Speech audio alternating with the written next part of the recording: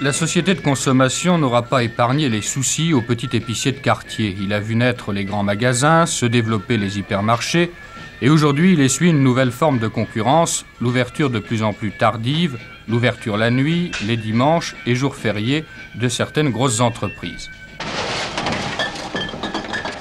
Dans cette course à la consommation, un grand magasin de Nancy vient de lancer une expérience, ouverture 24 heures sur 24, formule non-stop à l'américaine, la seule actuellement en France.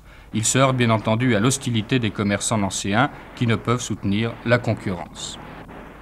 Nous allons contraindre du personnel dans nos magasins, qui est essentiellement féminin, à travailler le soir très tardivement, alors que la plupart, mères de famille, habitent à l'extérieur de Nancy, et qu'en conséquence, il est certain que cela pose des problèmes sur le plan humain et social, et que sur ce plan, si nous sommes contre, ralliant dans cette opinion l'ensemble des centrales ouvrières, c'est parce que nous estimons que l'on reviendrait 20 ans en arrière en ce qui concerne le progrès social auquel tout le monde aspire. Ce sont donc surtout les syndicats qui sont hostiles. Les syndicats sont hostiles, nous sommes entièrement d'accord avec eux, mais il y a également le problème des travailleurs indépendants, c'est-à-dire des commerçants que j'ai l'honneur de représenter. Le petit commerçant, lui, prenons par exemple le petit boulanger. Le petit boulanger, lui, est-ce qu'il peut ouvrir 24 heures sur 24? Il est forcé d'avoir quelques heures de repos. Il est forcé de prendre son repos avec son épouse. Par conséquent, l'égalité des chances que nous réclamons n'est pas en réalité exacte, puisqu'automatiquement, pendant des heures de fermeture, la grande surface, elle, sera ouverte et par conséquent, lui fera une concurrence absolument déloyale. En attendant, le magasin poursuit son expérience et même la nuit, il y a des clients beaucoup plus qu'on n'imagine d'ailleurs. Avec l'ouverture non-stop, le chiffre d'affaires des caisses a doublé. Mais dans ce genre d'entreprise, il n'y a qu'une place à prendre dans une ville de province, car l'éventail de clientèle nocturne demeure restreint. Monsieur, vous achetez de la viande à 1h30 du matin? Oui. Oui. Pourquoi vous n'avez pas eu le temps dans la journée? On ressort du bal.